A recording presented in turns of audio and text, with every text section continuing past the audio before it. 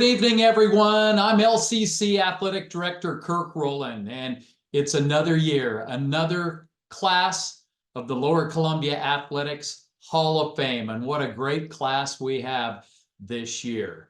Mollee Schwegler Strand, considered by many to be the GOAT, the greatest of all times. What an incredible, talented basketball player who, after winning a state title at Rainier, came to Lower Columbia and led the Red Devils to 2 NWAC tournaments, right there on the top of the scoring charts until her records were later beaten.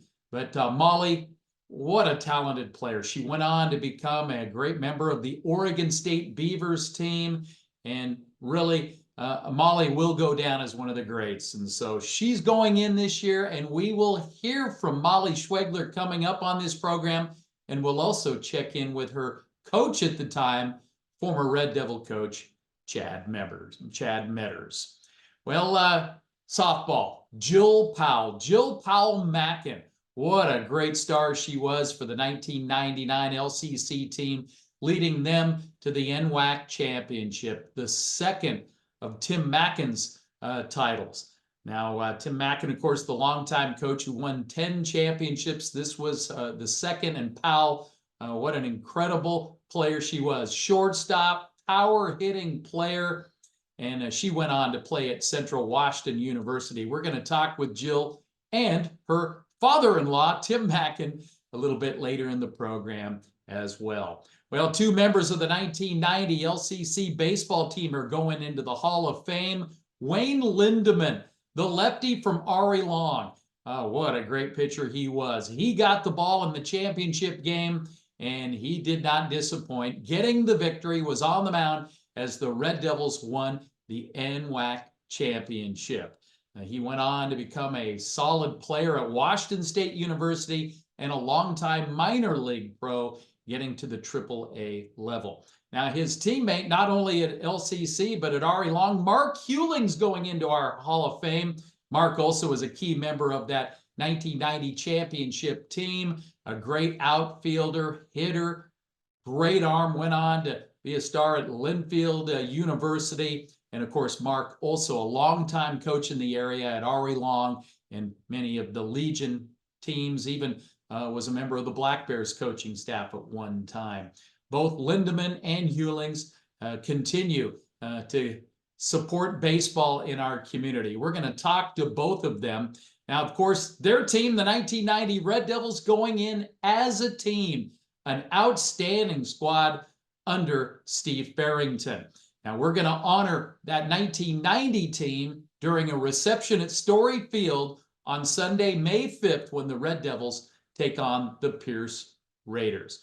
And 2 LCC softball teams going into our Hall of Fame. Not only Jill Powell's 1999 squad, but the first ever NWAC softball championship team from LCC, the 1994 Red Devils. Those 2 teams will be honored in a reception, as the LCC team will host Centralia in a doubleheader on Saturday, March 16th. So congratulations to all the members of the teams, and also to the individual inductees that will be going in.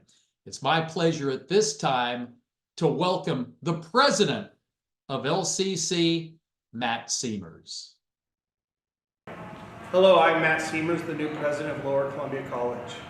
One only needs to look around our athletic facilities, walk by the trophy cases, or see the championship banners in the gym to really get a sense of the talents and hard work of our student athletes and coaches over the years. I'd like to recognize the Lower Columbia College head coaches. Our coaching staff is committed to developing student athletes to their full potential.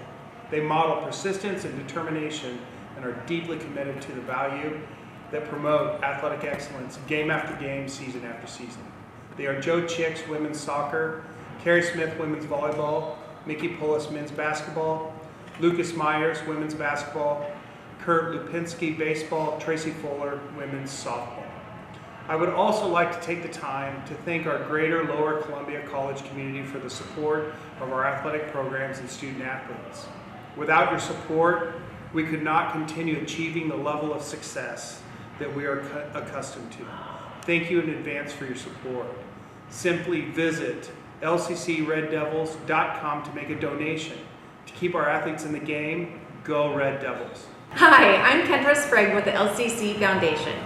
Many of you have had a significant role in helping shape and sustain LCC's tradition of excellence, either on the court as athletes or in the stands as boosters and community partners. Thank you.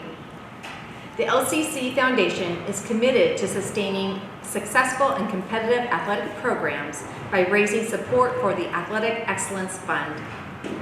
This fund was created to provide the necessary funding for athletic scholarships and program support. Athletic scholarships are vital to keeping our students in the game. All proceeds raised from the celebration of our Hall of Famers goes directly to athletic scholarships. It is our hope that you will be inspired by the stories of the inductees and feel led to make a donation in support of Red Devil athletics. Simply visit lccreddevils.com. Thanks to each of you for being part of LCC's tradition of athletic excellence. Go Red Devils.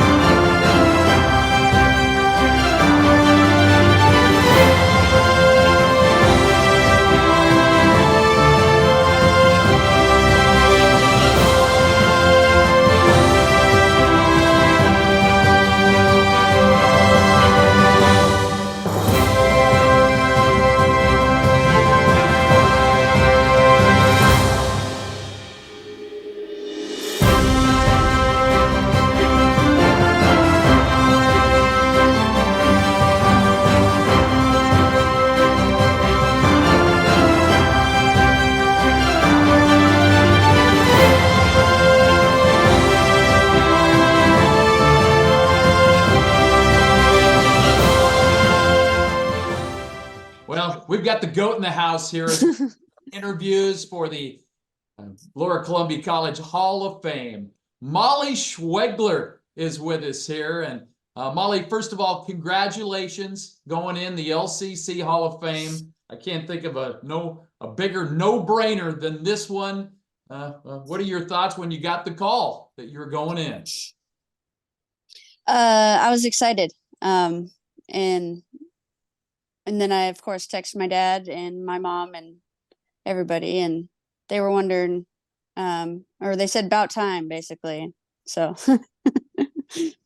Well, you know, this journey was pretty special because you got to spend it with your father, you know, helping out on the coaching staff and being a big fan, and of course, eventually being hired by the college and everything. So it was probably pretty important to you to spend that family time, and maybe one of the reasons why you went to LCC, to be closer to friends and family.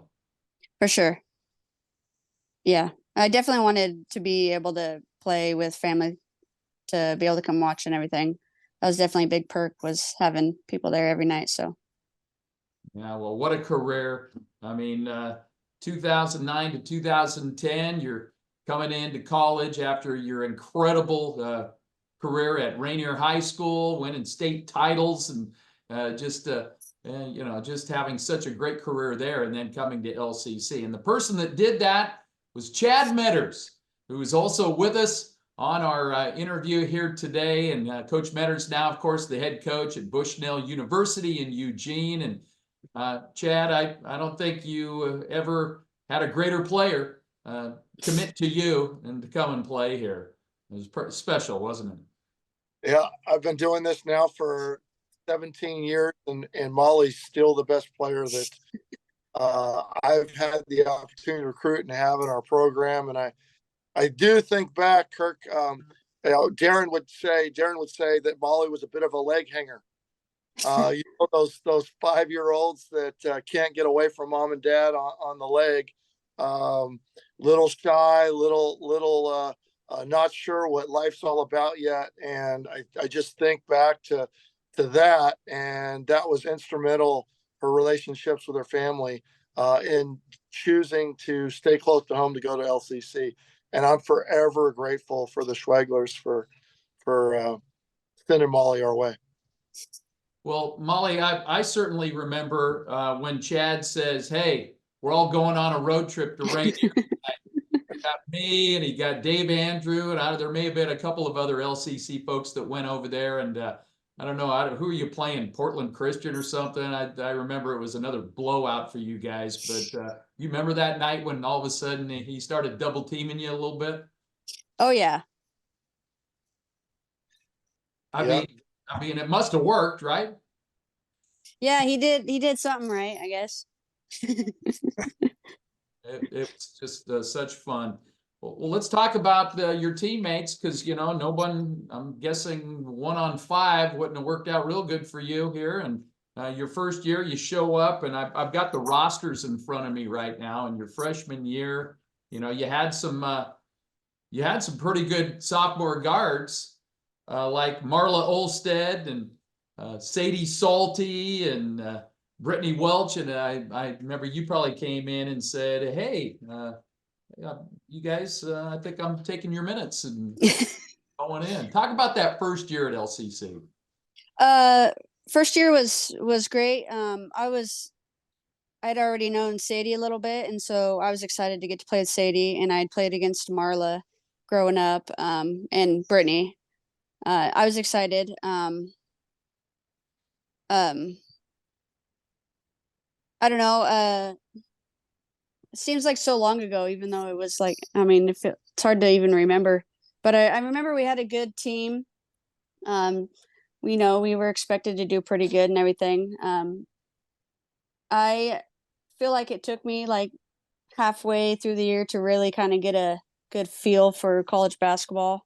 And I'm sure Chad would agree that it took a second to adjust to the speed and everything. But it was a fun year.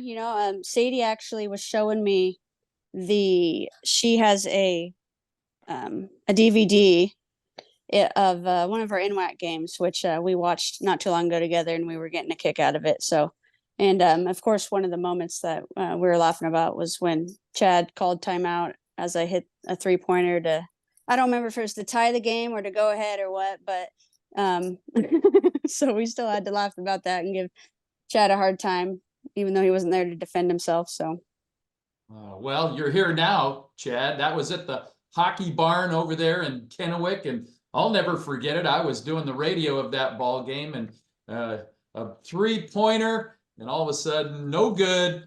The coach called the timeout. Yeah, I remember it like it was yesterday, and those things you don't forget. We're down 3. The time is short. There's 13 seconds on the clock, and Molly's bringing the ball down the floor, and she is literally 10 feet away from me, in between the 3-point line and half court, and she just walks into a 3-pointer as I've got my hands up for a timeout, and nothing but net. And so at that point, we come together, and we put something else together that I'd seen somebody else do, and we get another shot for Mollee in the corner, and we just came up a little bit short. And I'll probably take that one with me when my time comes. I'll remember that forever. Classic, for sure. Classic overcoaching on that one for sure by Coach Betters. Hey, just put the ball in Molly's hands and let it happen. Of course, Eva Everett was a great player on that team, and Jade Hawes. I mean, that was a lot of talent. Lacey Seidel. I mean, come on. I mean, there were just some great teammates and a great run. And then, of course, your sophomore year came, Mollee, and now all eyes are on you because you've got to be the leader. And boy, it's not like you didn't have any talent on that ball club as well. Seidel was back, and you lost Sadie. She had moved on, but Evie was still with you on that club. And there was Caitlin Jackson, a lot of guards. Not really any big players on that, but just talk a little bit about that second year here at LCC. Sophomore year was a lot of fun. And yeah, I definitely had a lot more of a green light, I would say, as well. So it was fun, and we were good. We played really well together. Me and Lacey had a great chemistry, and Evie had a really good year. And then we had shooters all over the place. So it was a fun year. I definitely remember a lot more about that year than my freshman year, but it was a lot of fun. I really enjoyed that year. Yeah, for sure. Well, towards the end of that year, you set the school record. You broke the record by Jonna Ballard, and I remember we had a little ceremony for you at that time, and that was a pretty cool moment. Did you know that like 3 or 4 years later that another Rainier kid would break your record at that point, Kaylee Knox? Yeah, I know. That's awesome. That was another Rainier kid. It's kind of like Caitlin Clark about to break Kelsey Plum's record. You know, you probably didn't think it would happen as soon as it did, but I wouldn't have wanted anybody else to break it. Like, Kaylee had a phenomenal 2 years as well, so is deserving. But I mean, going into that game before I broke the record, I don't think I even really knew that like I was that close to breaking the record. I don't know if you guys were trying to keep that a secret from me or what, but I kind of heard a little bit, and I was like, oh yeah, I don't know, I guess I have no idea. But that was cool. That was a cool moment. I still have that ball floating around somewhere.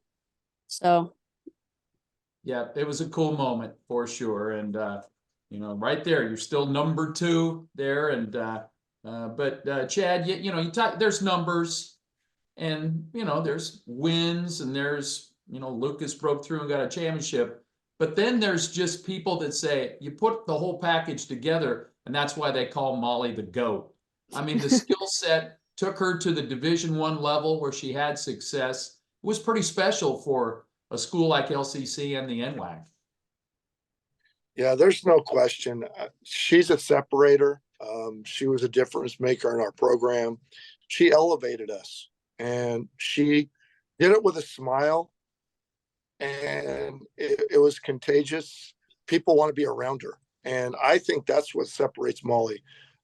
She's a family person, and she's doing that now. And she has her own family, but back then it was her mom and dad and sister and brother and her team.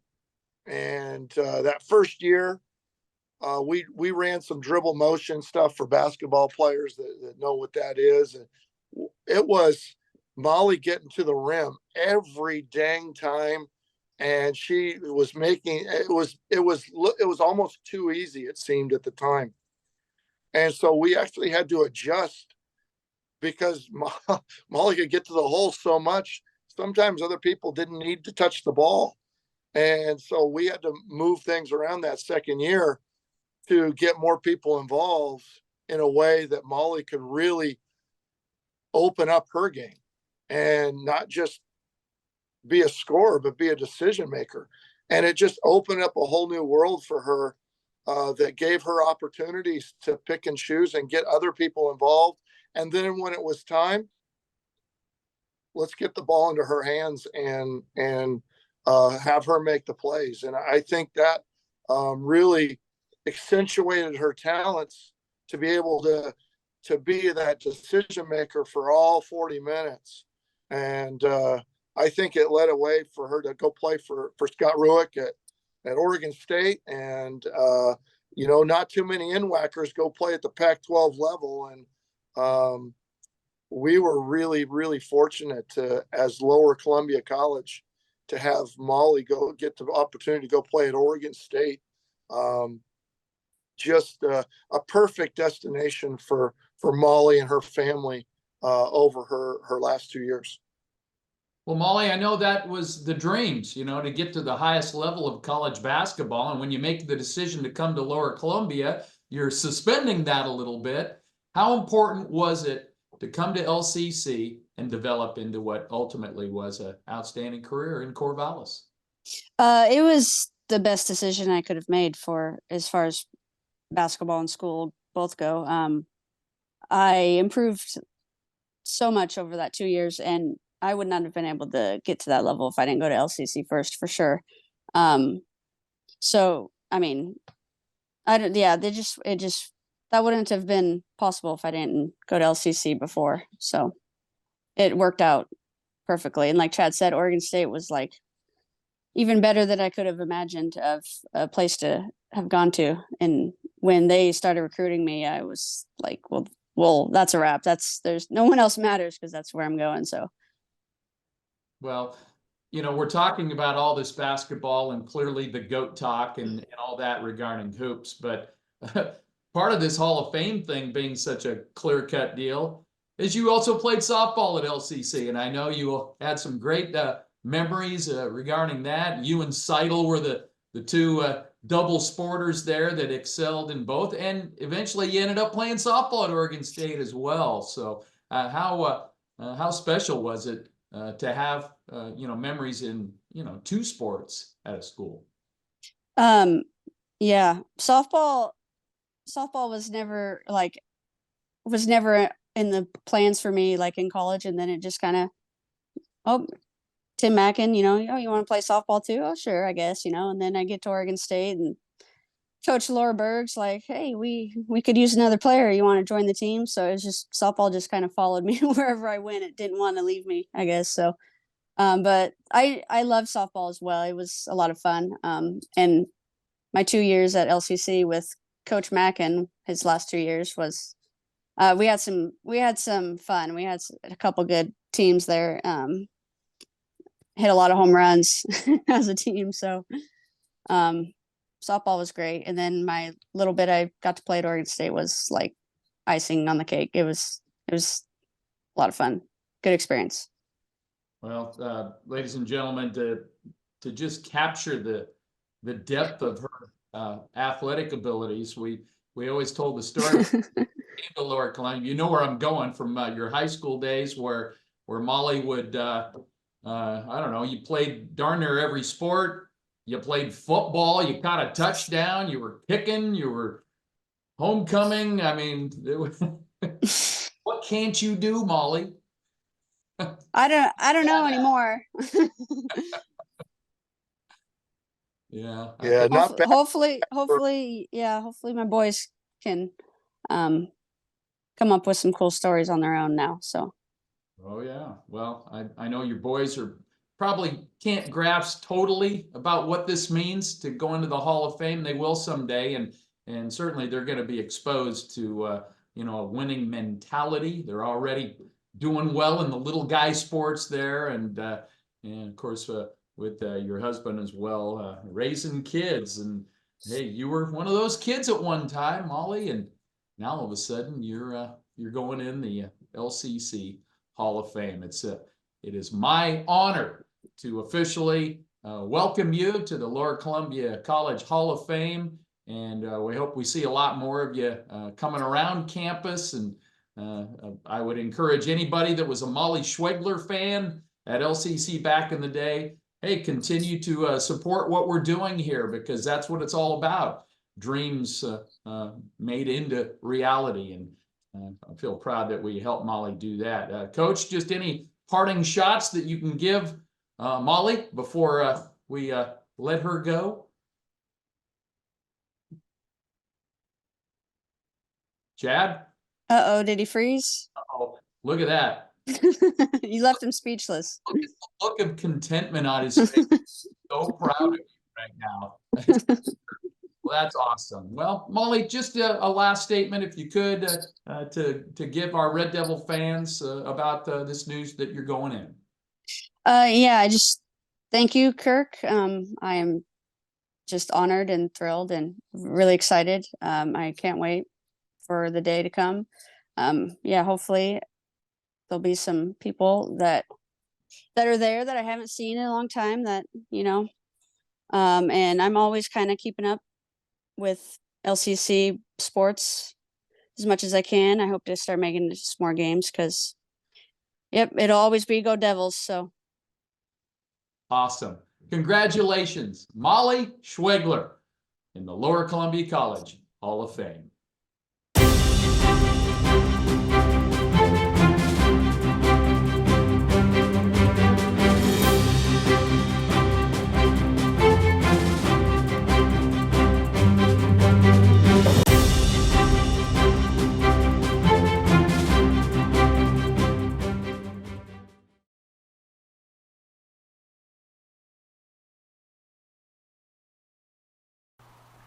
Well, welcome back to our Hall of Fame show here today, and boy, we've got some star power with us right now. Going into the Hall of Fame, Jill Powell Mackin, who is with us now. And Jill, congratulations, and welcome back to the campus. Thank you. Yeah. Well, as you try to reflect a little bit on your times at LCC, I know sometimes college days can be a blur, but one thing's for sure, you guys had some great softball players that were around you in your 2 years here. Mm-hmm. Yeah, just talk about the experience a little bit. Well, I do have to say that this is the man that made it fun. He just kept it real, and he didn't expect a whole lot. He just pulled our talents out, and it wasn't like Army. It was just fun. He made it fun. The girls had fun. You know, when it's a fun experience, it makes it a whole bunch, just a whole different world. Whole vibe. Of course, Like, talking yeah. about Tim Mackin, the great coach of the Red Devils, who's with us here, and we'll talk to in just a little bit. Yeah, and of course your father-in-law now, so it became quite a family affair there. That's for a right. while, didn't it? Yeah. Well, you know, they talk about your team, the '99 team, really kind of kick-started turning LCC into a major power out there. And what was different when Tim took over? I don't know. I would say that he just could see everybody's talents for what they were, and then just worked on like the little things, like, you know, say your swing. He didn't try to change your whole swing. He just changed like your dip in, or, you know, just one little Right. thing, and he just saw what would make the whole thing work. Right. Well, I mean, the power numbers for you were incredible when you got there. At Kelso High School, were you a big power hitter then, or is this something you just kind of developed? Before Tim, I only had like one home run for high school, actually, and that was, I got put down on a JV game for one game and hit one out, and that was it. I never hit it over. I was consistent, you know, just base hits and things like that, but I don't know. He just tweaked it, and Yeah, well, you know, it's incredible that your story, a lot of players over the years can say, where all of a sudden you tapped into that power. You set school records for homers and RBIs. Now those records are gone, but you're right there in the top. And, you know, the records are made to be broken, as they say right there. Yeah. And, you know, the power numbers were pretty incredible. And, I mean, I'm looking at this and I'm saying 68 runs you drove in, and, you know, in a short college season like that's a lot. So obviously your teammates were getting on. yeah, I was gonna say, we had Nicole Freeze and Jessica Trudall 1 and 2, and they were always on. You know, that helps. Yeah, for sure. You got to have them on to drive them in. Well, Coach Mackin with us right now, and we can pan the camera over to you. Of course, you're probably better not being on camera here. I love to give Coach Mackin a bad time here, but Tim, Jill, probably one of your first superstars as far as offense goes. Just talk a little bit about her game and how good she was. Well, to start with, I didn't really recruit Jill because I thought Jill was going to bigger and better places. And then when we had a meeting, she showed up, and I was pretty ecstatic. I didn't show it at the time, but I was. So again, I knew her possibilities. And again, it was just, she knows what I tweaked. You know, she goes, Coach, I mean, I do this. I step in the bucket. What do I do? I said, move up, stand on the white line, go ahead and step the way you are. She did, and everything just turned out. I mean, she hit the ball hard. And then, you know, 2 years here just made her better. And then to go to Central Washington and set records over there, the same. I mean, you got to be a good player to, you know, step from high school, then come here, win 2 championships in a row, and then go over there and show her talents over there and get a scholarship and get a degree. And it's just, you know, again, she was a leader.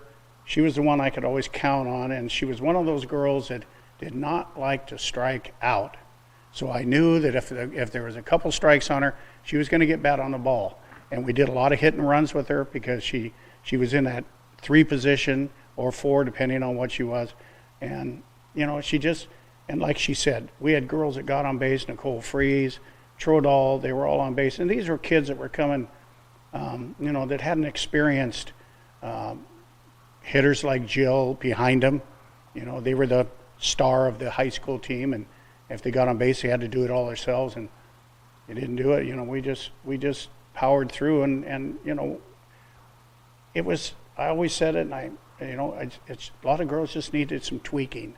You know, it's not that they don't get summer team coaches that help, but my forte again was hitting, and I just decided that that's what when I first started coaching here with our first championship team, I said, look, we got a pretty good pitcher, but we're going to have to score runs.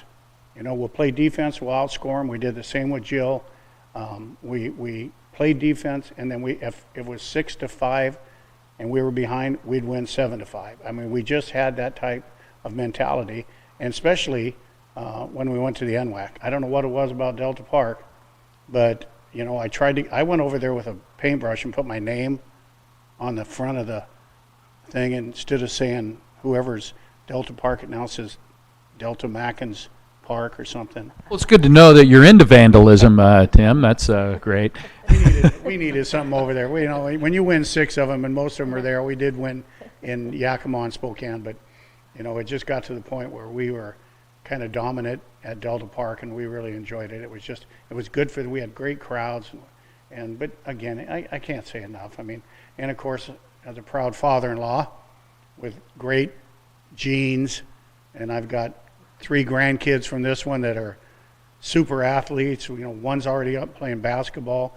The other one's getting ready to play on the baseball team. I gave him golf clubs last year, and he even made the varsity as a 9th grader and played some matches. And then Brody, you know, starter 3 years at Kelso High School, which you know, you got to call his number a couple times. So these are good kids, you know, and it was a great match. I didn't plan it, but I was glad it happened, you know. Oh, it's a typical grandpa. He just slips into talking about his grandkids out there. That's awesome. Well, Jill, he talked a lot about your hitting, but you were the shortstop on the Red Devil team, and I don't know, was obviously you got to be a good athlete to anchor it in the infield there. Was that an important part of your game on D? Mm-hmm. I loved it. I loved coming up with that clean play and even turn into 2. I loved it. Yeah. Your experience at Central, mm-hmm. How fun was that after you were used to all the winning at Lower Columbia? It was a whole different world. Let's just leave it at that. Okay. I mean, The coach was a great guy. I mean, Gary was a great guy. He really was. But, you know, I used to do camps over with him, and that's how he kind of got the influence. You know, anybody he got, coach, sent him over, you know, and so, you know, I got him on Jill. But like Jill said, it's a different program. I mean, Gary knew football. Gary was a baseball coach for years. I don't know if he was the AD or whatever is there, but he took over the softball program, and his knowledge wasn't from playing a lot or doing summer teams. So I would get calls from Jill. He goes, I'm on second base with 2 outs, and he puts a hit and run on. Okay, we're not here to bash it was fun. the Central coach. It was just different. Just, I think after going and playing at LCC, where it was like 2 legendary seasons in a row, right. Going there and just, I don't know, just Tim was just the man, the coach. And not just saying that because he is my father-in-law. It's just that's right. Well, it's awesome. I know Tim's very proud of the 2 teams that are going in the Hall of Fame here. The 1994 team, his first championship team, and then your squad. So there was a little bit of time in between the 94 and the 99, and I know, as I mentioned, you guys kind of triggered an amazing run there. But talk a little, you talked about some of the place setters, you know, the folks that got on ahead of you, but just the team camaraderie of that 99 team. I know it's going to be really fun in March when we get everybody together for a little party, but just how much fun was it with that team taking it all the way to the final game and winning? It was fun because there was a couple of the girls that I'd actually played summer ball with growing up, and then just getting back after high school, because you kind of do your high school thing, and sometimes in the summer, but then getting back on LCC I had played with Angie Ramos, Nicole Fries, Carrie Peterson, Elisa Williams, those people we had played with, and then just getting everybody back together was just fun, and it's always fun when you're winning. And then just Jennifer Librand, she just had an incredible season. I don't know actually where she went after that. I hope somewhere, because she was awesome. Yeah, Very- I'm yeah. not sure either, but I I'd like to mean, ask her. 'Cause Yeah, she was dominating. Yeah. I mean, there's She no really doubt about it. was. I mean, that's the game, right? It's pitching, and she was so good, And she did it by herself. We had Tia for a little bit, and then some things came up, and then J5, that's what just we call it, J5 just J5. dominated that year and Yeah, pitched. she- I mean, how many games? I can't even She remember. won the But ball every single game. I think she holds the record for games pitched. games pitched. Yeah. Yeah. yeah, 43 games, 280 innings under one arm. Yeah. That is hard to do. And it didn't even phase her. I think she could have went 40 more. She was She great. was a real machine. No doubt about it. Yeah, the 99 team will be going in, and I just Well deserved. well deserved for sure. We're looking forward to the March 16th reunion over at Tam O'Shanter Park there. That'll be neat for the gals to all get together and reminisce and stuff. And we're reminiscing with an individual Hall of Famer, Jill Powell, here today. And Jill, I remember watching you guys. This was before I had showed up as the AD. I still had about 2 years or so before they made that questionable hire. But I remember watching you, and there you played. I think it was South Puget Sound, but you played on some fields that did not have a fence on out there. And I remember a couple times where I saw you hit the ball, and I go, well, it doesn't matter if there's not a fence there. That's going out of Yosemite Park. Yeah. Of course, you had to run, right? Talk about that. I remember that field. Yeah. Yeah, they were all claiming all these home runs, right? And it was simply a matter of getting it past the outfielders. Well, and I was not fast, so I had to really work for those. I'm not sure if she remembers the home run that didn't count. I sure do. Jill, do you remember the home run that didn't count? Yeah, I believed I would have had maybe 17 that year. I didn't touch home plate, and they called me out. But they all crowded me. They crowded me, and then I didn't even think, like they crowded me behind the plate, and then I just came in, got the thing, and walked, and then they just tagged home and called me out. Oh, Schweiz. So I got a triple.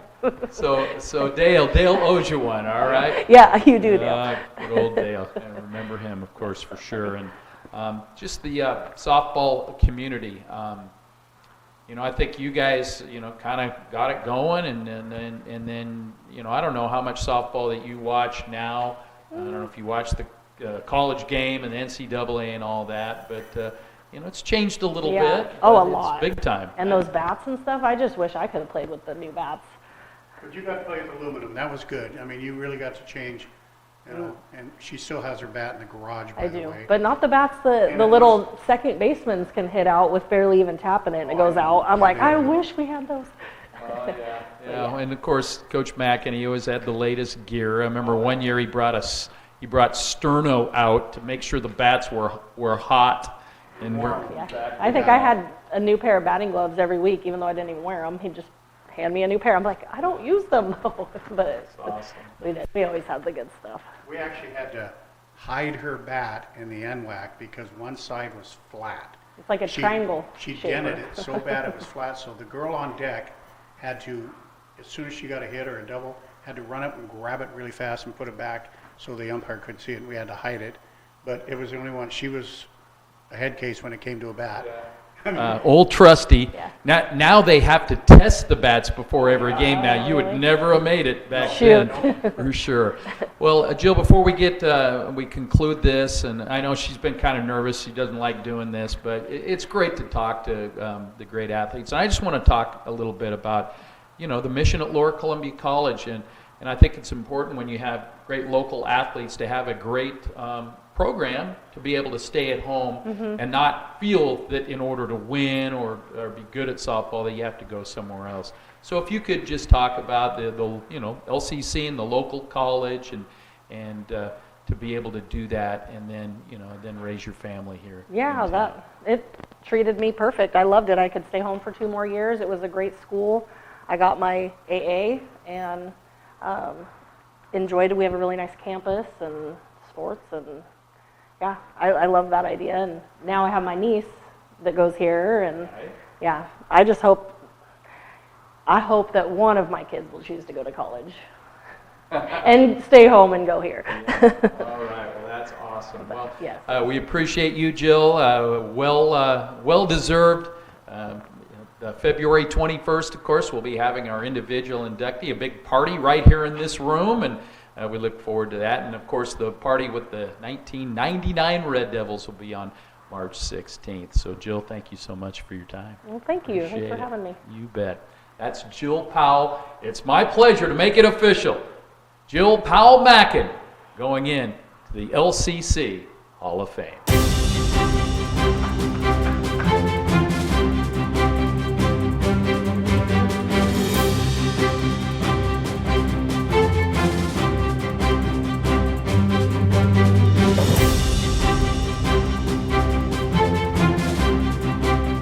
Well, as we talk about the 1994 LCC Red Devil Championship softball team and going into the Hall of Fame, chance now to check in with their head coach, Tim Mackin. And Coach, that was your first, you always remember your first, right? Your first championship team at Lower Columbia College. How cool was it? It was big. I mean, to come in second place the year before with a lot of young freshmen was my first year, and they really came through. I mean, and then to turn around and everybody came back with a few extra, and you know, we knocked Clackamas out and turned around and beat Spokane for the championship in Yakima. It was big. I mean, it was, and we only had like 10, 11 girls, and one of them, Michelle Paul, had been taken out about 2 weeks earlier by a runner from Clackamas, and we thought her knee was gone, shot. And I mean, Clackamas and everybody else was like, yeah, good, we got her out. And then we show up at the NWAC in Yakima, and she's limping a little bit, but they're going, oh, great. And she turns around and basically is like MVP of the tournament. And then, you know, to be able to get Danny Beisel, who is in the Hall of Fame, kid from Yakima, to go back to Yakima, and what was the biggest thing, she was so excited, so pumped up to play against a girl that she competed with at Eisenhower, and we beat them in the first game, and it was just like, it was just, from then on, it was just a cruise, because that's who she wanted to beat. And then to beat Spokane, they had, you know, Jerry Scaife was a good coach at the time. They were pretty dominant, but again, we made the plays, we scrapped, you know, Veronica and Brenda Compton and some of these other, we had a few freshmen, but you know, the whole thing was you know, Michelle Paul was just, she was at another level for the type of, you know, girl softball at that time. And then Danny Beisel was just, she wasn't the most dominating, but she was so consistent, and she was probably the best fielding pitcher I'd ever had. I mean, girls would hit ground balls to second short, and she would run over and field them and throw people out. I mean, that's just the way she was. Good hitter, good. The whole team was scrappy. Yeah. Well, I mean, both Beisel and Paul in the LCC Hall of Fame already, Yes, right? yes.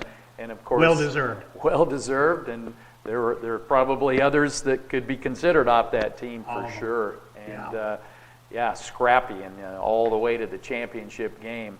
And you know, did you know? Because when you took the program, you know, it was kind of it was new. I know Jim Coyne had coached them a little bit, and of course, your days from the King in the Court and all that, and this was all new college. But did you have any idea that this could be a team that could trigger such success here? I was at Mark Morris, coaching Mark Morris at their softball, and Gary Ernest, who I was actually playing men's softball with, had come to me and said, hey, you know, Coyne's done, his daughter's finished, so he's going to do it, and I want you to come coach the college team. And I said, well, I've committed to finish this year. He said, well, that's fine, but I want you to come with me. We have a preseason tournament in Yakima. I'm going to coach the team, and I want you to, we're not in the league. We're going to be I'm not sure what you even call it. It was like a practice schedule for him, you know, because they did that. And so I helped Gary, and I kind of got to see, you know, Veronica and a few other girls. I would have liked to kept Jill Stockdale, but she decided to go somewhere else. But, you know, then I just recruited, and that, you know, that was probably my real first year, other than Veronica was on that team, and she came. Everybody else I had to go get and hope that they came, and getting Danny Beisel at the last minute because of Michelle Paul playing in a all-star tournament over in the east of the mountains. But you know, you got a good team as long as, again, we've talked about it, pitcher, catcher, pitcher. That pitcher makes all the world and the difference, and we knew at that time that we had somebody we could count on. So again, my philosophy was, we're just going to flat out hit all the other teams. I don't care if they score 12, we're going to score 13. And that's kind of what we did. Can't even remember the record we had, but it was decent. But, I don't think we dominated, but we won the games that we needed to win. I remember the first year we came in and swept Clackamas, who had won the NWAC. So I knew we had a good possibility, and the girls were pretty fired up. We were going into Yakima when Michelle Paul came back with, it made Inspirational. It made the whole team just go 3 or 4 more levels. Right. And that was what was exciting, and it really. Well, it's great to get local talent, and you've had that over the years. You certainly go out and get recruits and stuff, but on that 94 team, Cooley, Jenkins, Yep. Compton, Elin. I mean, there was just so many really good. Second local baseman from Kelso.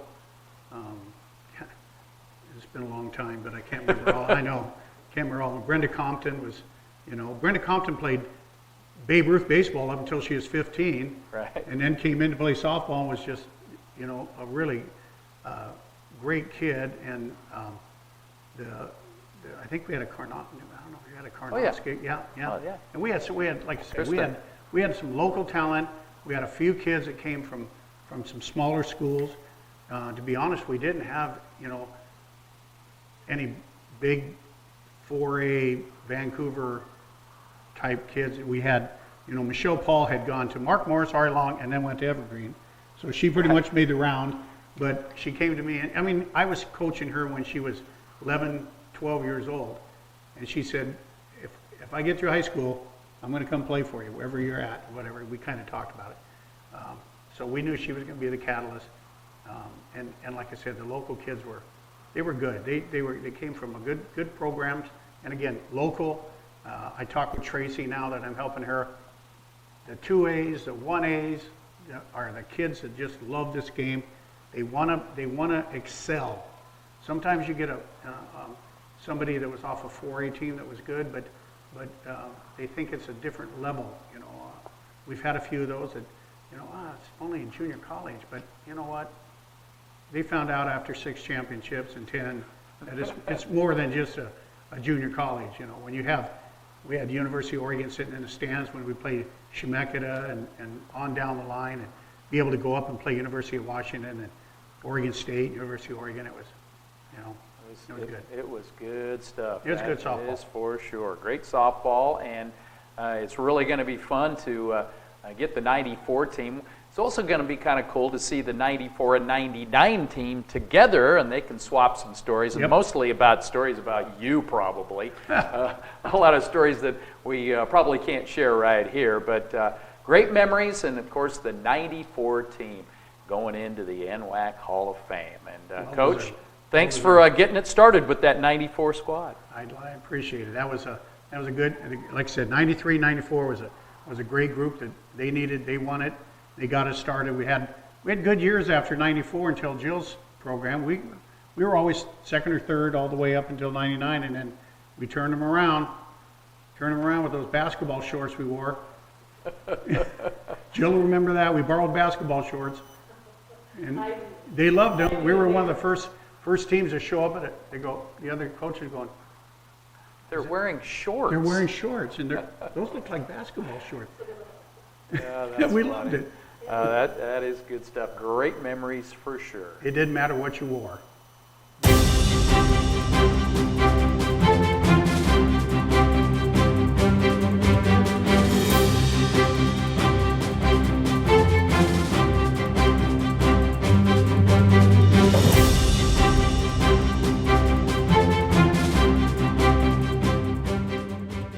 Well, joining us now on our Red Devil Hall of Fame video 2024, a couple of guys from the 1990 Red Devil baseball team. Not only is the team as a whole going into the NWAC, and they'll be honored in May, but we've got these two guys that are going in individually. We've got the man they call Punch, Mark. Hey.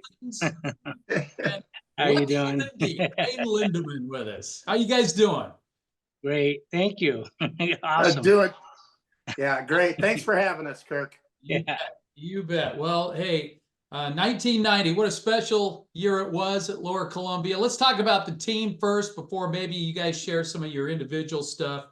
But NWAC champs, and that was quite a year under Steve Farrington. First of all, Mark, how about you? What's your main observations for that great 1990 championship team? Well, Kurt, I literally think we might not have been the best team, but we were one of the toughest, that's for sure. We had a lot of resolve. The work the kids put in, of course, it's been 34 years ago. So, but that's one of my best memories is just the workouts, the commitment, the drive our team had. So it was a very special moment back in 1990 when we won the NWAC championship. Well, you talk about drive, and Wayne, I guess that's what Steve Farrington was all about, the head coach of the Red Devils, right there. He's certainly a guy that pushed you guys, isn't he? Oh, absolutely. He taught, I could say I'm speaking for probably all of us. He taught us the value of hard work, busting your butt, and good things will happen. And I think a lot of us have taken that to us, with us our whole lives. But just nothing but the utmost respect for that guy. And as Punch said, it was 34 years ago. So he was probably only 34 years old, maybe 44 at the most. But boy, he got in there and got after it right with us, So Yeah. It was one of those things where, he wasn't going to ask us to do anything that he couldn't do himself. So, Yeah. the fundraisers and, the Christmas trees and, the 6 a.m. Getting up and go to the Christmas tree farm so we could raise money to go to Arizona. He was right there with us every step of the way. Yeah. Well, I know you guys are thinking about Steve as he's on his long road of recovery after that incredible. If anybody could survive what happened in that situation, which has now been a couple years ago, it would probably be Steve, right? Oh boy, yes. Yeah, I could just tell the story of when he was hit in the face with a ball, and he beat us to the 5:30 morning workout the next day, and he needed facial reconstruction. The guy was just absolutely, just an amazing man that way. But he, like Lindy said, there's no quitting that man. Well, I know he'll be watching this video. I know his sons will make sure that he sees the video. And so, hey, feel free to say hi to Steve at this point, because he was the guy that put it all together. Oh, absolutely. Hi, Coach. If you're seeing and listening, get well soon, my brother. I love you. Utmost respect. Absolutely. Steve, you're awesome. Never forget the Steve Farrington stories. Brings lots of laughs, lots of smiles to our faces for sure. So always in our hearts, always in our prayers, buddy. Love you. Well, hey, and that being said, we hope to see you in May. Please.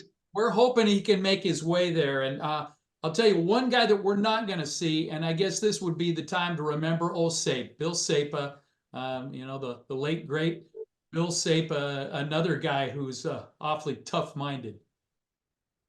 Well, yeah, if I could speak on him, because he was in the bullpen with Wayne a lot, but just an amazing teammate, a fantastic friend. Always happy for your successes. First one there, last one type. Always smile on his face. Just an amazing presence around the ballpark, and surely missed, that's for sure. But yeah, just an awesome man, and surely will be missed. Yeah. Well, I'll tell you what, guys, looking at the roster here, and there's some beauties on this ball club. I mean, so many great ball players. I mean, you can't just have a couple of good guys if you're going to win a championship, right? You got to be deep. You got to have a great staff. You got to have guys that can come in and pick up the slack when other guys go down. Tyson Jacobs Eric Bertram, Lenny Ayers, Ty Singleton. We had a lot of local guys, Aaron Swanson, Adam Rodriguez, Matty Davis, Jeff Smith, Kurt Morrison, Tom Schreck, good old Charlie Worley, Brent Roach, Scotty McDaniel, already into the Hall of Fame here at LCC. Travis Jewett, he was supposed to be on our call today, but he's coaching at USC. And when the boss says, "Hey, we got a meeting," you gotta So do busy. Yeah, he's way busier than we are. Yeah, a little bit. As the Trojans of USC getting ready for their season. Dave Red, Chad Martin, Zane Wells, Chris Ward, Jeff Weibel, Vince Lackey, Mark Evans. I mean, wow, a lot of really good ball players. Stories, man.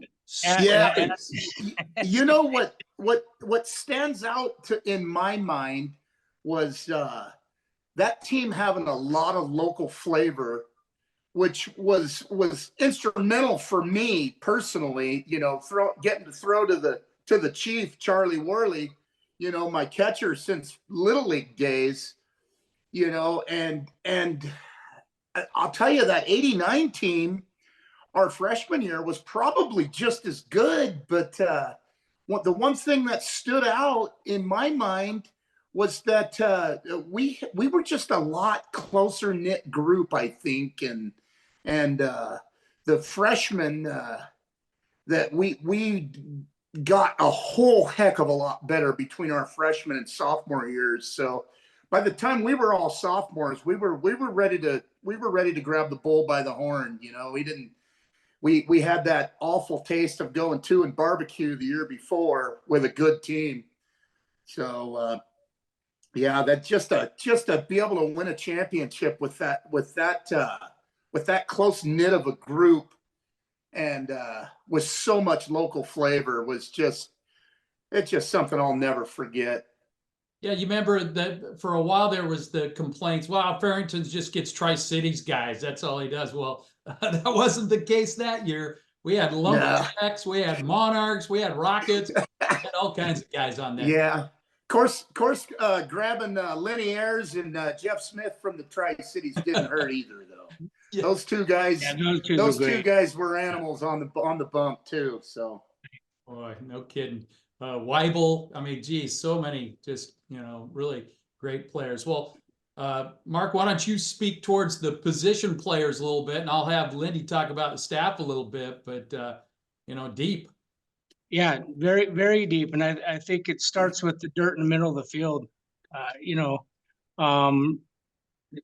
Company president here, Lindy was our go-to guy. So I just remember all the times you'd come in with a 0-0 ball game going, can you guys please just get me a run? This is back when you could check swing over the barn, so it says a lot to our pitchers to be able to keep teams at bay and not have the ball fly over the fence. But yeah, definitely started with our pitchers. I believed our defense was locked down. We had Bertram and Davis and Swanee, like you said. We had Bulldogs behind the dish, and we had some plus arms in the outfield. So, we challenged guys to take extra bases on us, and that put the brakes on them. So, yes, definitely a great defensive approach, and not too bad at the bats as well. So, yeah, not too bad. Well, Lindy, the staff, man, I know you're probably pretty proud to be like number one, and probably was pretty proud to get the ball in that championship game. Yeah, I think Farrington did me a solid there, though, with Lenny only being a freshman. But boy, I tell you, that was a heck of a 1-2-3 punch there with myself and Lenny and Jeff Smith. Three former minor leaguers, that had pretty good careers, even after LCC. But boy, then we had 3 or 4 more guys after that all played Division I that were just go to out of the bullpen. Scotty McDaniel shutting it down, and Sapa being our swing guy. He could start or relieve, and boy, that was a tough group, and with that being said, couldn't have done it without Chamby, man. He was our bulldog, he was our bulldog, and we just kind of followed his lead. But he definitely the glue. Assistant coach Tom Chamberlain, already a legend in town, and boy, came back and joined up with Steve. There's the other local flavor we had there with Chamby, so that's awesome. I want to talk a little bit about you guys, because you're going in individually, and I know you would rather probably talk about the team than yourself. But I think one of the deal with the committee was not only that, but coming back to your hometowns and continue to give to the game of baseball locally. And Mark, I mean, what a career you carved out as a coach. Longtime coach at RA Long. You even dabbled with the Black Bears and all those Legion teams that you were coaching, and the love of baseball. As I can see in your background there, you probably wish you were at T-Mobile Park right now watching some games. But, just talk a little bit about being able to give back to the community after you had a great experience at LCC. Yeah, Lindy hit on a little bit with our ability to be able to play with kids that we played with in Little League all the way up through high school and Babe Ruth and so forth. And it was a dream to have an opportunity to play at Lower Columbia College. I think it's just sort of fitting to give back to the love that you have for the game. So I feel blessed and honored to have that opportunity to coach my boys through high school, coach the several Legion programs that I was a part of, and just watch some of the successes our kids had locally. But it's really sweet to be able to do it in your backyard and with people that you really care about. And Wayne, you're doing the same. You're coaching them up still to this day. Yep. I tell you, being a former lumberjack with Punch, that Kelso Highlander jersey still is a little I couldn't get them over there sometimes to put on, but I tell you, an old timer told me a long time ago, when you get older, it's no longer about that. It's no longer about that school name on the front. It's so much as about the kids' name on the back. And Puncher already had a excellent pitching coach in Dave Gomez, and Jason Mackey had just went over from Kelso to Kalama, I believe, and the head coach at the time, Scott Meeker, he didn't have a pitching coach, so I just said, hey, I'd like to give back. My wife had me in tears one night. She says, Wayne, you got all this knowledge and you're just sitting on it. Why don't you go help out the kids? We moved to Kelso. Heck, it won't be bad, and you look better in black and red, though. That's for sure. Yeah, the rest is history, man. In fact, I gotta go to a cage workout here in about an hour. We're getting ready for the season 2, so it's awesome. But I love it. Of course, those other guys you mentioned, former Red Devils as well. So it runs deep at Lower Columbia College in baseball. Hey, Wayne or Mark, can the story where Punch came from be told publicly, or do we just leave it at that? Well, we could probably, it'd be better to leave it at that, but it's a name that I don't hear a lot, except if you came from the old neighborhood. So it's awesome to have, and at the same time, it's the people that says that call me Punch is my great friend. So that's awesome. Yeah. I'm sorry. It's one of those deals where if you know, one of those things, right? Right. Yeah. And I don't think that I've ever called him anything other than Punch. I mean, I think that's what his mom and dad called him the day that he moved to town from Seattle when we were 10 years old. So that's just a name that's always stuck. Yeah, well, it's good. Well, you guys both went on to great success at the next level. Mark, I know down at the Linfield, you were awesome there. And Wayne, Washington State. Wayne had a great run in the pros as well. Wayne, talk a little bit about the story where you're on the Hickory Crawdads, and you're dazzling in AAA, and then all of a sudden a really weird spring training with the White Sox came out, and they said, you're opening day guy, now you're gone guy. Yeah, yeah, that was the year of the strike, and yeah, I was given the ball as the opening day starter, and then no thanks, go on home. But you know, it's not something that I'm extremely proud of. You know, just being a big union guy, but you know, it was somebody had to do it, and it's probably better off that it didn't work out. You know, I would have rather have said that, you know, I made it to the big leagues on my own recognizance, you know, with everybody being there. So yeah, but Hickory Crawdads, so Hickory Crawdads, baby, go Dads. Good stuff. And Mark, just talk about your time at the next level, because obviously playing at Lower Columbia gets you ready for it, doesn't it? Absolutely. It definitely a springboard, you know, and I encourage and push that with all the kids that come through my program. I know Wayne highly talks about it as well. But it prepares you, it gets you ready for the next level. You know, there's struggles up at that next level for sure. But one of which that I will never forget. My Linfield experience was fantastic. Playing for, you know, Scott Carnahan, a former Hall of Famer himself at Lower Columbia, but learned a ton from him. But yeah, definitely, like Lindy said, you know, learning from Steve Farrington, the work ethic, the resolve, you know, all that above, definitely got me ready for the next level. Oh man, this is awesome. I could go all day talking to you guys about this. I mean, I know you're mentoring kids, and you know, everybody wants to be a D1, everybody wants to be a high draft pick, everybody wants that 4-year experience, but boy, the way costs are in college and stuff, I'm guessing you're thinking, you know, gentlemen, LCC is a pretty good option.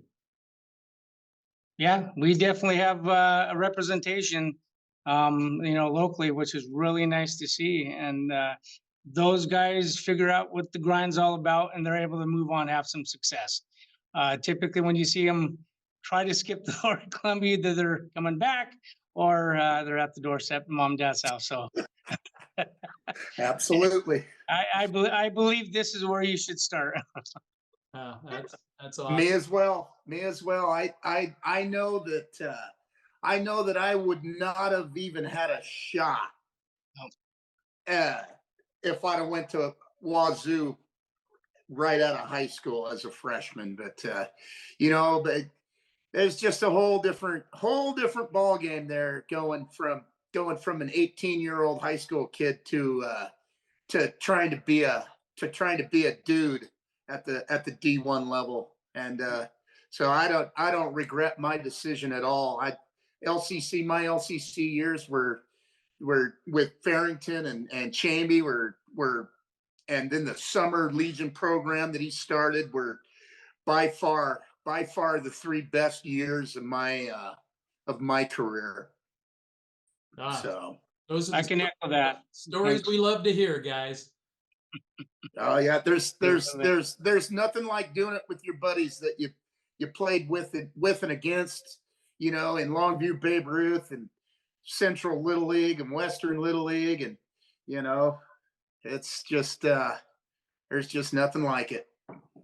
Well, Wayne and Mark, I know you're looking forward to Sunday, May 5th. I'm hoping you've locked that one out of your calendar. The Red Devils are taking on Pierce that afternoon, and I'll be there. Going to get everybody We'll out there on the party deck. And yeah, we'll be there. So, oh yeah, so I wouldn't miss it.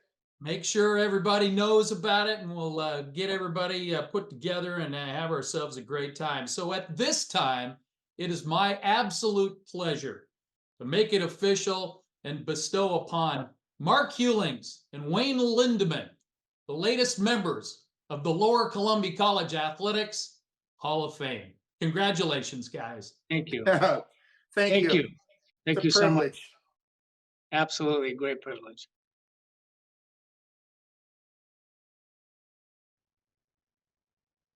Well, there you have it. You've met the latest inductees into the LCC Athletics Hall of Fame. What a great crew. Red Devils through and through. Of course, next year we'll do it again as we honor our past and look forward to the future.